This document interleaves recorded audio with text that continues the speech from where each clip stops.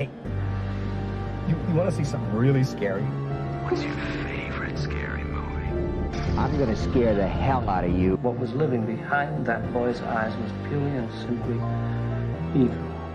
They're coming to get you, Barbara.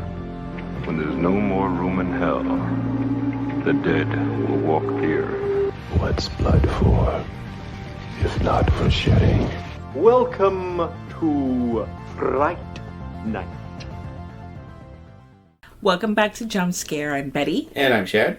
This week we're covering 2007's Dead Silence.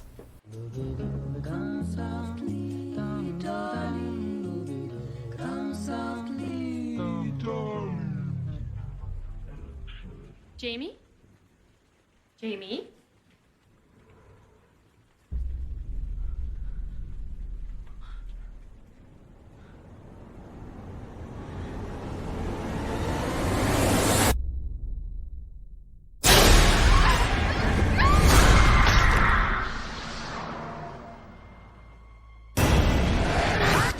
There's an old ghost story around here about a woman named Mary Shaw. The ventriloquist who lost her voice. Back when I was a boy, a little boy went missing. There was only ever one suspect, Mary Shaw. She was murdered. The men cut out her tongue. And this town has been plagued by death ever since. Families found without their tongues.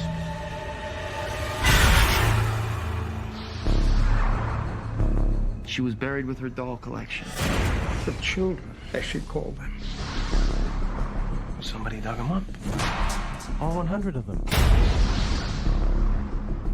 They came back. They didn't stay dead.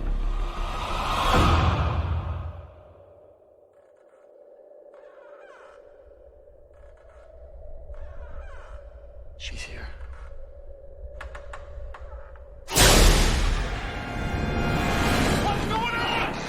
Beware the stare of Mary Shaw.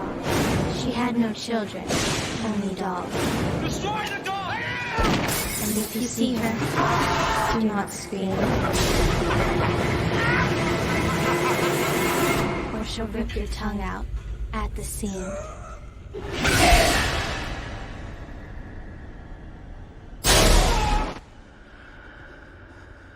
This film is currently streaming free on Tubi. Yay, Tubi. It's directed by James Wan. Does he need an introduction? Everyone knows who James Wan is. I think we know who he is by now. Also co-wrote by James Wan and Lee Warnell. This is Lee Warnell's first movie that he that he was a screenwriter for outside of the Saw franchise. Yeah. And I would like to mention that this film was composed by Charlie Clouser. For the Nine Inch Nails fans out there, okay. Yeah, I had no idea who that was. Collaborated with Trent Reznor. Why you stare at me like that for? Leave all the silence hanging. From 1994 to 2000. Starring Ryan Quanten, who plays Jamie. Donnie Wahlberg, who is Detective Lipton. Who apparently has the same last name as his character from Band of Brothers. Oh, really? Yes. You will see a young Kerr Gilchrist, who was Toni Collette's son in United States of Terror, that show that she did. And he was also Paul in It Follows. And he's been on other things, but he plays the young Henry, who the older Henry later on in the film is played by Michael Fairman. And he's been in everything, every TV show that you can name from the 70s, 80s, and 90s. He did at least a couple of guest appearances in it. From WKRP, the A-Team, Knight Rider, the Dukes of Hazzard, everything he showed up in it at some point or another. So he's pretty extensive character actor career. Now this is my first time I've ever seen this film, and you actually saw this in the theater. Yeah, I saw it when it first came out. Who else is in the film? Bob Gunton plays Ryan Quanten's father, Edward. And you'll remember him also. He's been in a ton of things as well. He's been in everything from Star Trek to he was the asshole warden in the Shawshank Redemption, is probably where he's most famous for. And the main character, the main evil character, Mary Shaw, is played by Judith Roberts. And she's also been in a ton of things throughout the years. She was in Eraserhead. So she's been a pretty extensive career as a character actor as well. So a lot of people in this movie are you know their faces, but they're not well-known names, you know.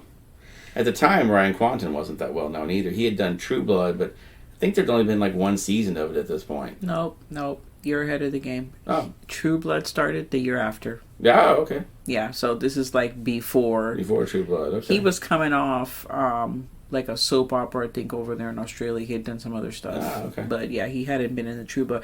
He hadn't been Jason Stackhouse yet. Jason Stackhouse.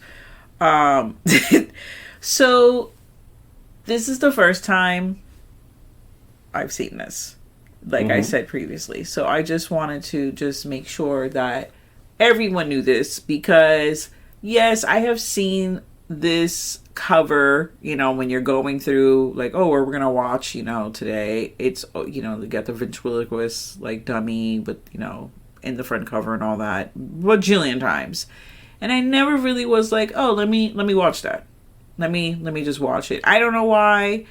I'm glad I did watch it. You can definitely see how a lot of things in this film carried over for both Juan and Warnell in their other projects. Yeah, this one has a very, I'm not going to say this is very similar, but it's the feel of it, you can see it's kind of a dry run for like Insidious.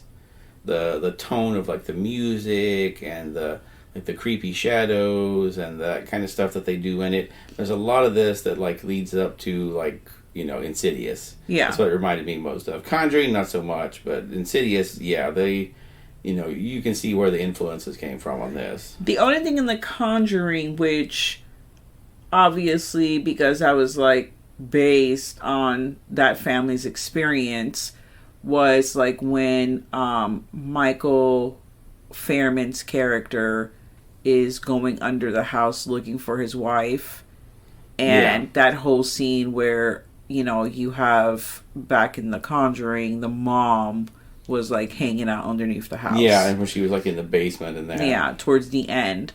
So yeah, there's just different things here and there.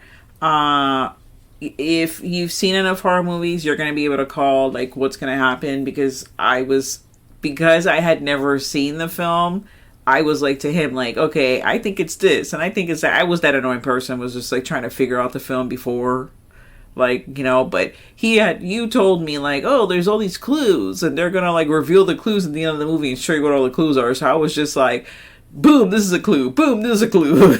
Yeah. I was trying to pinpoint what it was, and I have to say that I fucking called it. I called it, and I give myself a pat on the back. So that's what I'm going to do right now.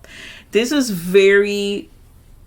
that old, you know, that revenge tale. That's the very Freddy Krueger, like, where it's, you know, kind of the revenge of the person that's been put upon has come back from the grave to seek revenge on the people, the townspeople that did that person wrong.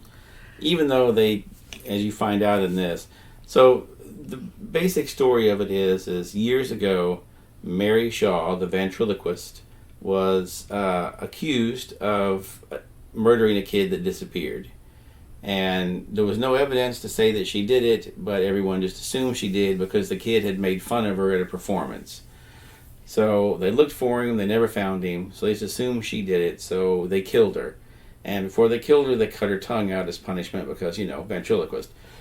Excuse me. And years later now, she's coming back and she's taking revenge on all these people that were involved with it. And, yeah, like I said, it's very Freddy Krueger. The Freddy Krueger thing is like, you know, that's like the scary tale they would tell like the kids, like beware and that kind of stuff. There's like a poem that we hear in several different parts of the film. I will read the poem now in my poem voice. Beware the stare of Mary Shaw. She had no children, only dolls. And if you see her in your dreams, make sure you never ever scream, or she'll rip your tongue out the seam. And if you see her, remember this: the only thing that can stop her is, and then ... Yeah, they never finished that.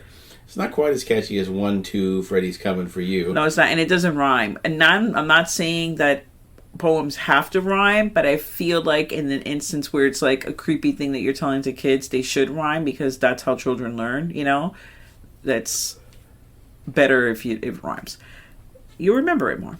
But yeah, needless to say that a lot of people did not know this poem, and therefore they didn't know not to scream, so they did get their tongues ripped off. Yeah, and also this is one of those things too. It's kind of hard not to scream when, you know, you're underneath the house and someone jumps out at you with a scary face on. Like, what is a scream really? If you go ah, because you're startled, is that screaming? Does that count? Like, it was a little vague on what the terms of the scream were, because if you're falling off a building and she happens to be around, like, you're going to scream as you fall. Does that really count? It did count, because it counted later on in the movie, and that really bothered me. That was just that's not necessarily like because she scared them. That's just you're falling off the building. Exactly, because that person already saw her like fucking 5 times already and didn't scream. Yeah. But they were falling, so then they screamed. So it was like, ah. So Ryan Quanten, he has to go back. He becomes a widower, unfortunately. Yes, because let's talk about how he becomes a widower. Now, as a horror fan, you know, first of all, when you hear a mysterious knock on the door on he didn't even hear a knock on the door. There was no knock. It was just... was there a knock? Oh, yeah, there was a knock. There was a knock. I'm so sorry. Mysterious knock on the door during a rainstorm. You open it, there's a giant package wrapped in dirty brown paper. It was tied up with string with your name on it. First of all, even now, don't open that package. Nothing good is in there. Okay, let's say you decide you open it. You open it, there's a big black box inside there. Looks a little like a coffin. Again, probably shouldn't open it. But you go ahead and open it, and you open it, and there's the creepy ventriloquist dummy in there. Do not keep that in your house. Immediately take that to the fucking curb and just put it out there. Preferably after you nailed the lid shut to keep whatever's in there from coming out. Because let's be real, if that shows up at your house, you know that fucker is coming out after you at some point. So get it out of the house and nail it shut. Bye. But of course not. They take it right in the house. He goes to get Chinese food. His wife just takes it, sets it up in their fucking beds, talking to it, laughing at it, making fun of the doll. So make fun of the creepy doll that comes. That's a good plan. They don't take that shit personally at all. So, of course, he comes back only to find that she has been brutally murdered, had her tongue ripped out, and her face, she's left there kind of like the Ring thing, where it's like yelling on, ah! I was going to say that all of the people that died in this film, their fright face is very Ring-ish. Mm-hmm. That's what stayed with me, because that movie to this day, the remake, not Rangu, fucking creep me the fuck out. Okay, that I'm still scared of that because it's just horrifying to me. But yes, someone's an anonymous dummy. No, do not open it. Even if you know who sent it. If I've known you for 20 years and I get a package from you with your name on it that says, "Hey Shad, I thought you would like this," and I open it and that ventriloquist dummy's in there, first of all, we're not friends anymore. Secondly, I am not keeping that thing in the house, because common sense would just tell you better than that. Oh, man. So, sorry, go ahead. No, I was going to say, this also ties into, well, later on, but this also reminded me of Annabelle. There's some Annabelle in the regard of that it's not so much that the doll is evil, that it's actually being... controlled by a being, so to speak. And of course there's a little bit at the end of this where you see that Mary Shaw had hundreds of these dolls. Yes, there's actually 2 later. There's 2 cameos. Yeah, kind of. Yeah, one's kind of you had to look a little bit for it, but one of them, the other one was pretty obvious. You find out that Mary Shaw had like 100 of these ventriloquist dummies, even though a lot of them looked the same. she also just laying around in her creepy old, place where she lived, which is a hotel on the lake. A hotel theater, like on a lake. Just kind of an odd thing. I guess there used to be a walk-over bridge to it, but there's not now because they all have to take boats when they go. Yeah. But then she had like 100 of these dolls, and they're all in glass cases, in the place. So again, a little bit like Annabelle in the glass case. And you also, as they walk around, you see the Billy puppet from Saw just kind of casually sitting on the floor. Which the dummy in the film, his name is Billy. So, and I had asked Shad, I was like, oh, is that like, an homage to like the Saw films? Probably it's just also a, common name for one of those things. It's like a, hey, it's Billy the Dummy or whatever. I know, but there's like 9 billion names that they could have given this fucking doll. Like, Billy, and then Billy shows up, the real Billy's there, just chilling out, which is so out of place because he's not even in the collection of dolls. And the dolls get there. They were all buried with her in their little creepy family cemetery that they had. So they were all removed and put. Let's talk about that for a minute too. Mary Shaw got murdered by the mob. So then someone buried her. Okay, we don't know who. Someone paid for a very large monument to her, tombstone to be put up there.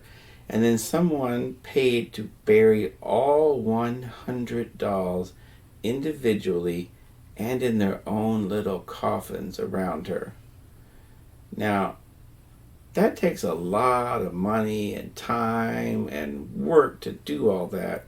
So who did all this for this woman that they murdered because they thought she was a killer? This movie has some plot holes. Yeah. Yeah. We never really find out who was responsible for all that because I can't imagine the townspeople were like, well, we killed this bitch that we think killed a kid and we cut her tongue out beforehand and now let's give her a nice Christian burial, pay for an expensive monument, and then we will individually bury all of her dolls with her. I mean, I don't think that the way that you're describing this, it was like in a swamp. It would look very swampy in the middle of like nowhere. It wasn't it wasn't like the nice part of the cemetery. It wasn't even in a cemetery. It was just like some weird plot of land and some mossy ass swamp. And somebody carved out that giant ass tombstone, though. Yes, they did. They did take the time, and obviously they did bury all those 100 dolls. It's a lot of dolls. Look, I get if they had just dug a big pit next to her and thrown them all in there and been like, fuck it, they're all in there. But they buried them all in their own coffin, too. So someone basically had to go buy 100 child coffins somewhere and bury these dolls in them, which I feel like that would attract attention, too. If you're trying to bury this woman in secret, yes, I'd like 100 child-sized coffins, please. Holy shit, did the fucking elementary school burn down? What happened? No, I'm just burying the dolls with the creepy lady. It's fine. Yeah, I feel like that would immediately get you killed right along beside her. So anybody that would do that kind of effort, also probably a murderer. Oh my goodness. So poor Jamie, he has to go bury his wife, and they have to go back to Raven's Fair. Okay, is the name. Right there, the name of the town itself, it sounds evil. Yeah. And he has to go visit his estranged father. And, not to do a play-by-play, because everyone should just watch this film. It has its really, really creepy moments. And then, not that there's other moments, but, like, the ending of the film killed it for me. Like, that large plot hole...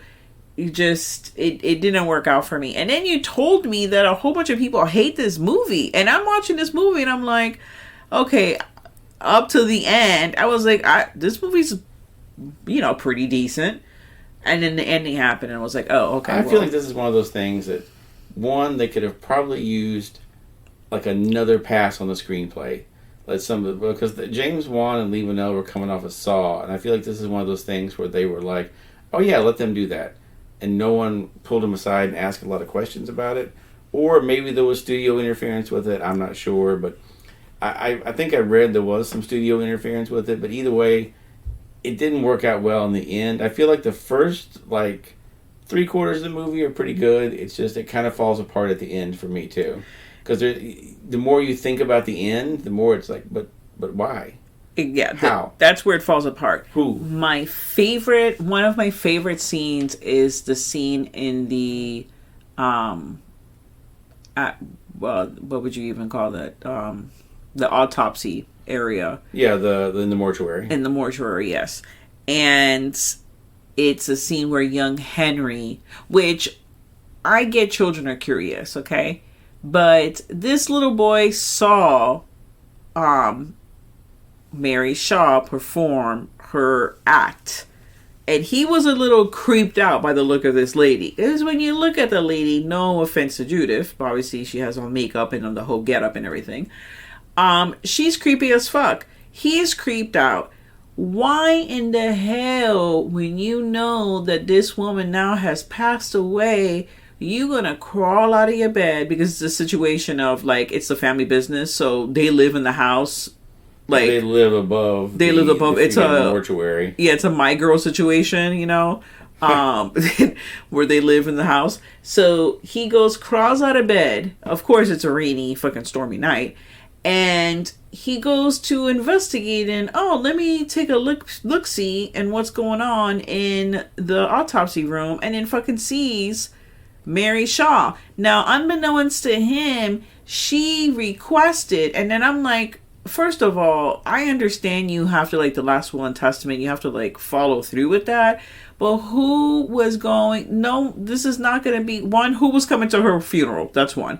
Two, this wasn't going to be an open casket. So if the dad decided not to follow through with her last request, I think that it would have been okay. And her last request was, one of them, besides being buried with her dolls, was she wanted to be transformed into a doll herself. What the fuck kind of request is that, man?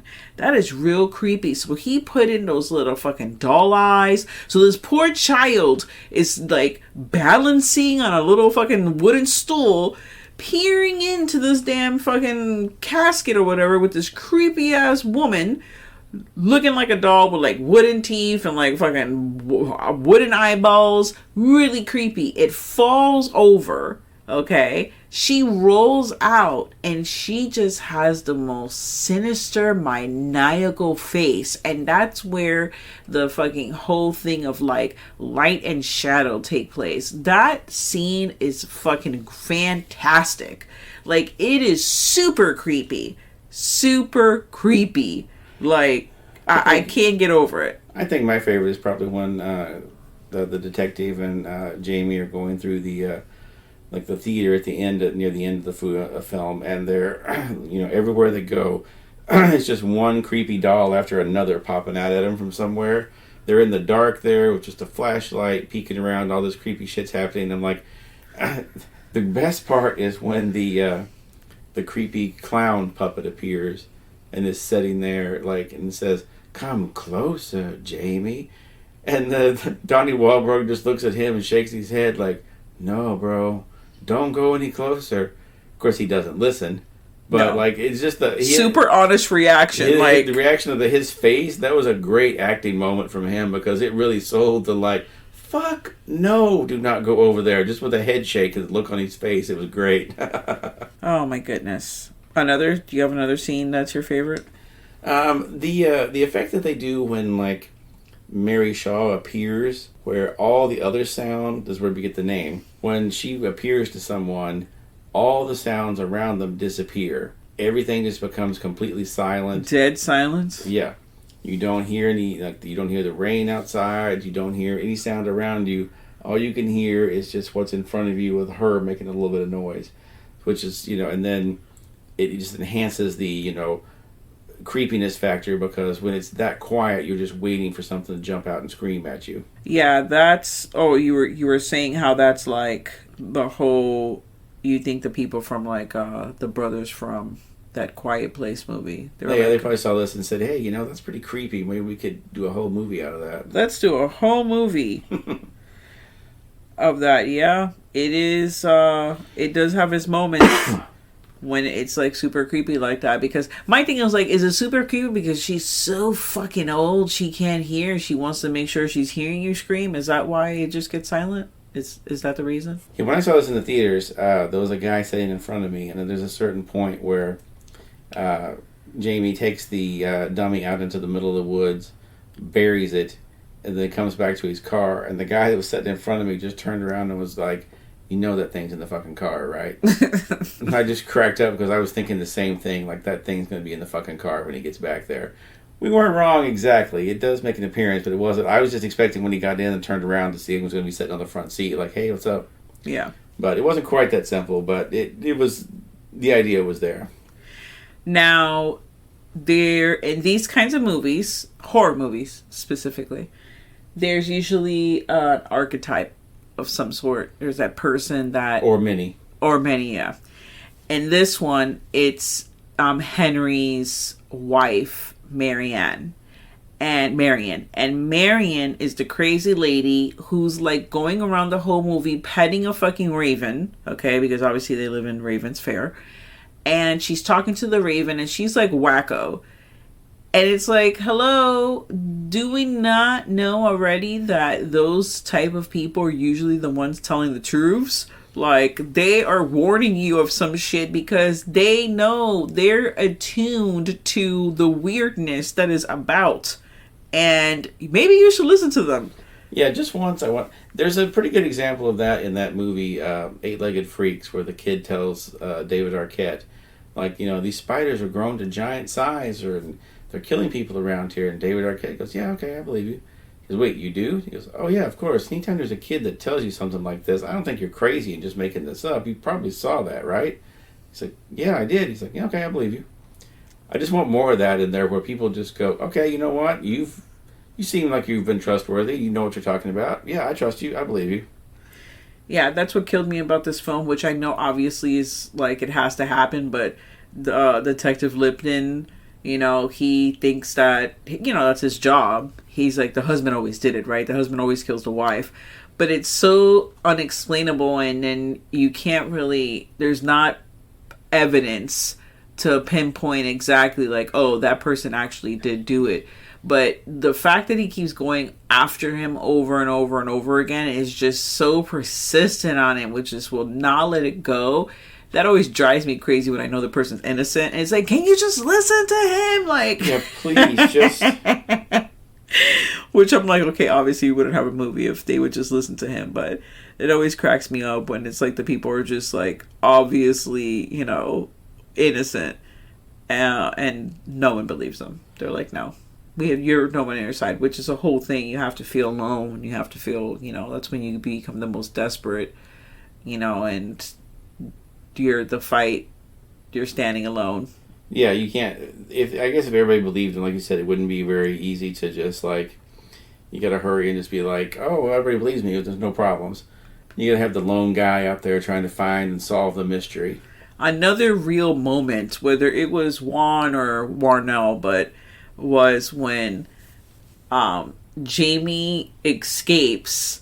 He's about to get arrested and he escapes out of the house and he jumps in his car, and Donnie Wahlberg is like screaming after him and running out, and he fucking says, "I don't have a full tank of gas," and it's just like another real fucking moment, because it's just like, I don't have time for a fucking car chase. I'm like on E.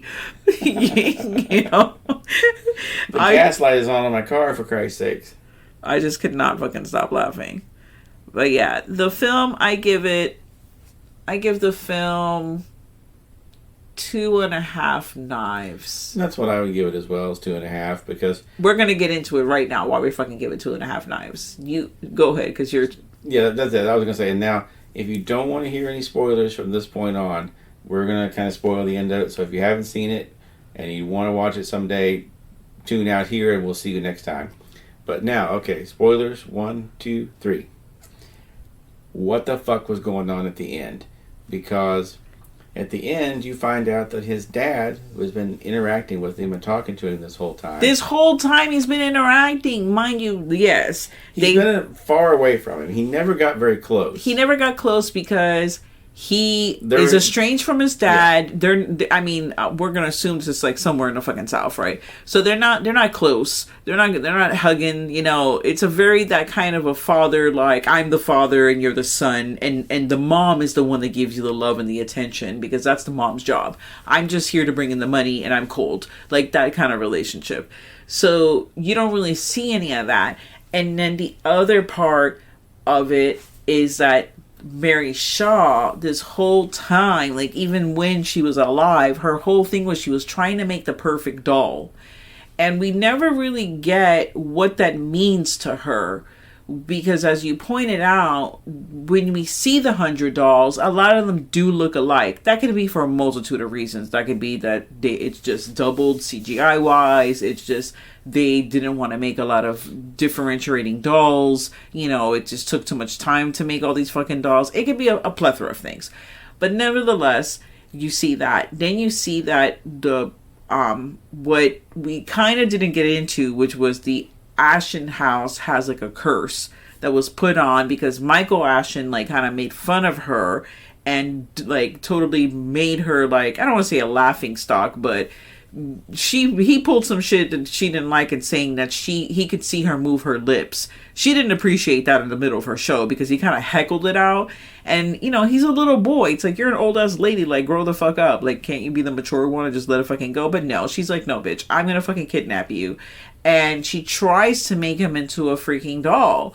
But then I guess it doesn't work out because she gets caught. And then you have the kind story. of made it out like she was, at first, like she was innocent. Like they had just accused her of this for no reason. That, you know, just because of that they assumed that like, oh, okay, well, he was, you know, he made fun of her, so she must have killed him.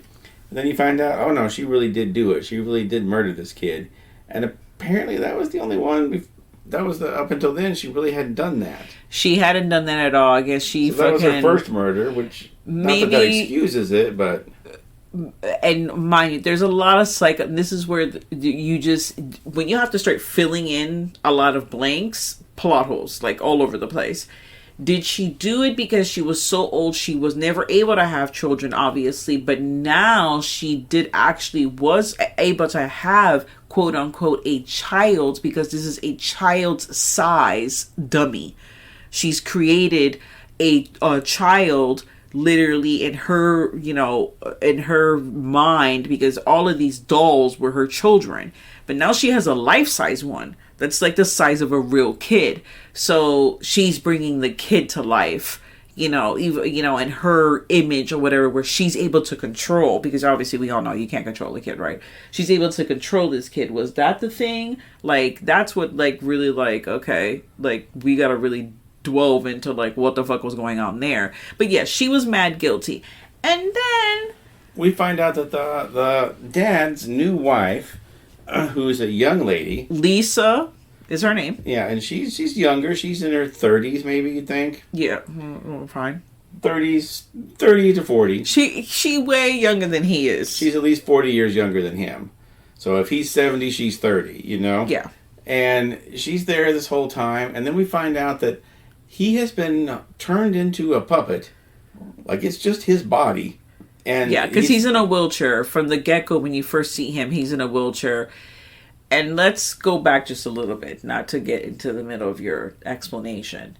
When we first see Jamie arrive to his dad's house, he hugs and, you know, there's salutations between both of them, the mom, the stepmom.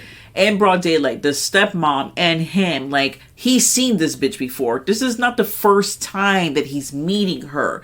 He knows that this is... it kind of was. He said that was the first time they met. Oh, okay. But he knows of her, though. It wasn't like, it was, like, out of the blue. I thought that was, like, the whole thing. No, sorry. She said, this is the first time we've met, and he was like, oh, okay. She's like, well, I'm married to your dad now. So he didn't know anything about it, because he hadn't talked to the dad in years, remember? Okay. So he didn't know anything about it, but the dad had been married before, after their mom died. Yes. So he just assumed, and she supposedly disappeared. Yeah. And then this lady, maybe this lady came in and killed the other lady. Well, this lady comes in, but there's a portraits in the house. So the first portrait is of Jamie's mom and him, of the dad. The second portrait is just the dad, and then there's like no one in the seat. And then the third portrait is of him and the lady. Yeah. Okay.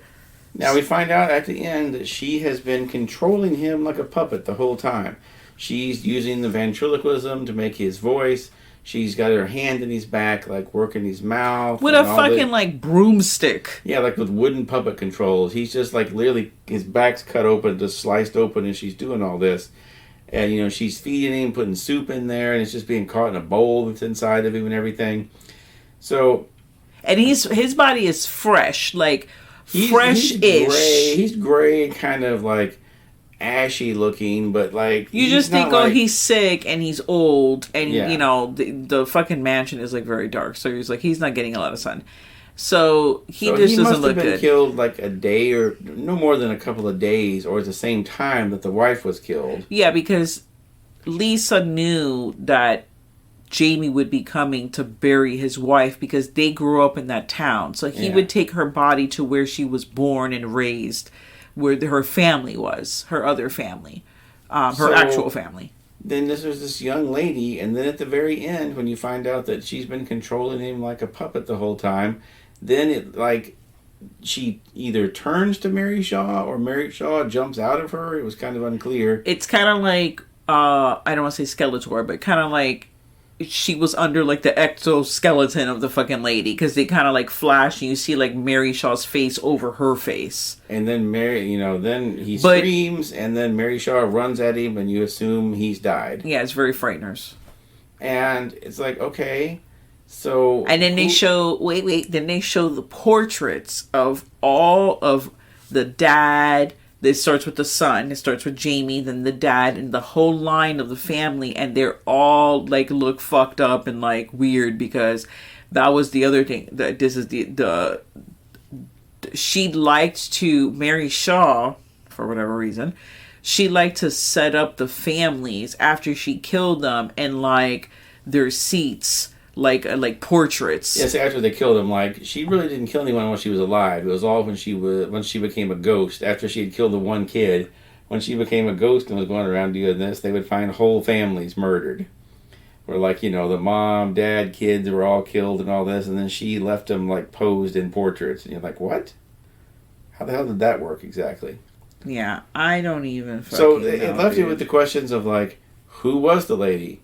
Was it just the ghost pretending to be a young woman? If that's the case, then why not just immediately kill him when he came in? You could have scared him right away and then got him to do that. Why manipulate him and get him to do all these other things?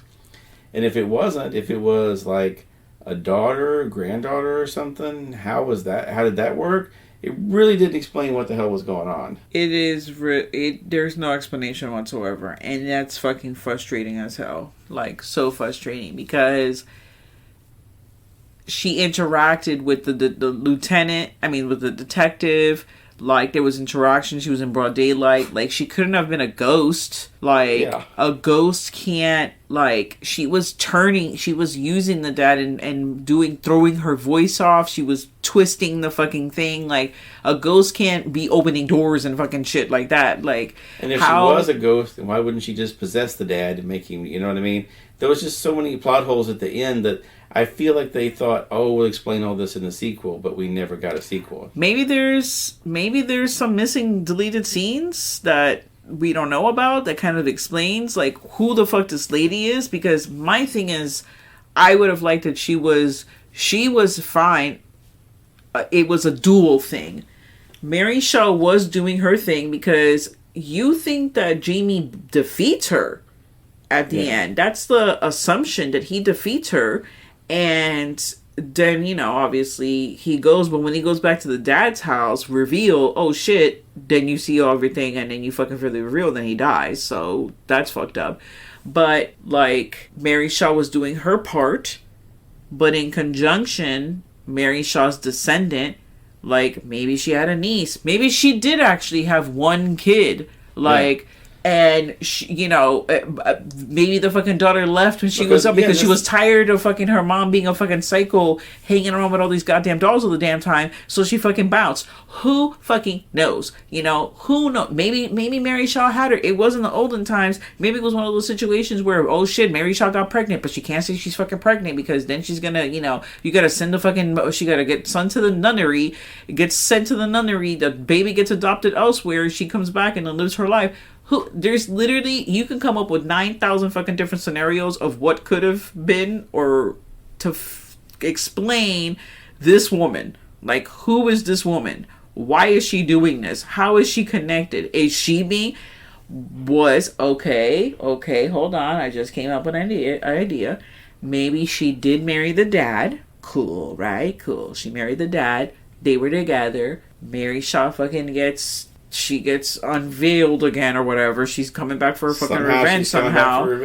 And she possesses the woman and then kills the dad and then starts doing the fuckery. And to be fair, like, someone had to bring the package to Jamie. Yeah, who bought the package? The ghost can't be like hiring trucks and shit, And the crazy lady Marion she was wrong, because that's how the son thought that the father was involved. Where he goes back to the dad's house because he said, who did this? Like, how did this happen? And she said it was the dad. And then they show you a black figure, like someone coming in through the door that looks like the shape of a man, all dressed in black with black gloves, pick up the dummy and leave. Like, who took the doll? So, and she's saying it was the dad, but it wasn't the dad, because obviously the dad can't walk.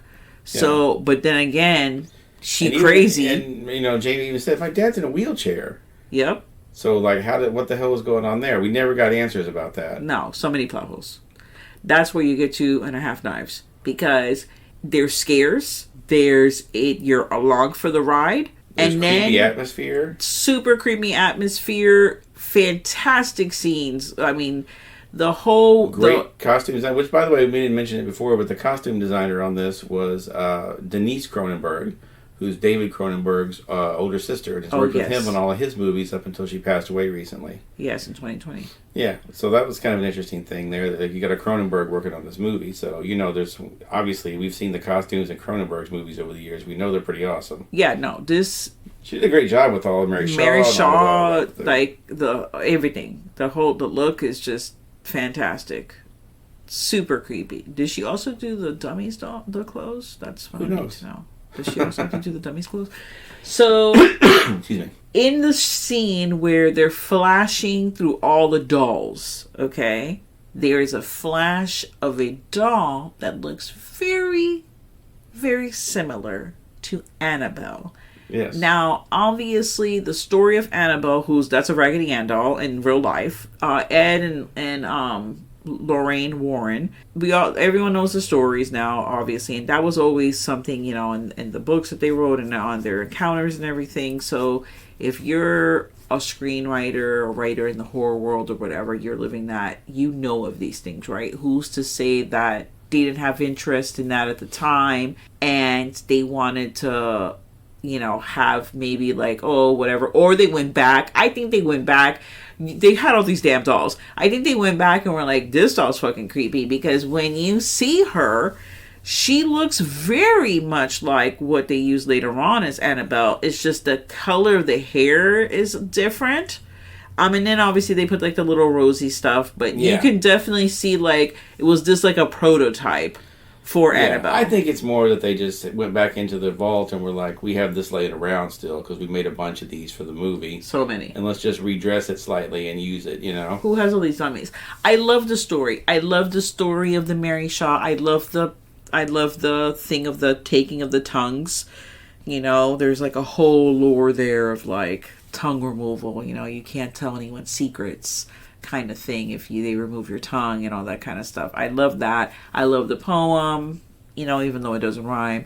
The lore of it, the dummies, it's all interesting to me. There's so much interest, the old timey, pastimes, you know, of going to something like that, to see a show like that where there would be creepy. Obviously, we know that there's other stories that have had ventriloquist dummies, you know, and so many different levels of scary horror films or TV shows that have had that. Yeah, the Tales from the Crypt one's probably my favorite. Yeah, the Tales from the Crypt one. So good. But it was all good, and then what y'all did, man, at the end, man. Come on, Juan out, what's up? What happened? Yeah, they just kind of, the end of it just kind of petered out, and I feel like either just some deleted scenes that we didn't see, or there's things that were going to be explained in the sequel, or things that just got left out that we'll never know about. So, yeah, to me, that's when it kind of cuts it down. If they explained more about the end, it would up it and be like a 3.5 star movie, knife. Yeah. You finally got me doing it. But with this, it's 2.5. It's good, but it's not. The end kind of drags it down. It totally does drag it down. It totally does. And we have just been harping on it because it's just so disappointing. And, you know, maybe it'd be cool if one of you, I will take either one, just hit us up and let us know what was the original plans. So then we can move on and feel complete, because we just really want to know. But yeah, it's currently on Tubi for free. There's also a very new deluxe edition of it just got released by Scream Factory, like the new 4K super edition of it. So maybe that's on there. Maybe we should check that out. Maybe we will check it out and see if we could find some answers of what happened. Who was this mysterious lady? Who was Lisa? What was she about? Was it a young version of Mary Shaw? How did she do that? Did she put her soul did she pull a Chucky? Yeah, what's going on? Was it very Chucky inspired? Child's Play inspired? But, you know, we'll never know. So thank you so much for joining us in another episode of Jump Scare. Stay tuned to the horror. And now, folks, it's time to say goodnight. We sincerely appreciate your patronage and hope we've succeeded in bringing you an enjoyable evening of entertainment. Please drive home carefully and come back again soon. Good night.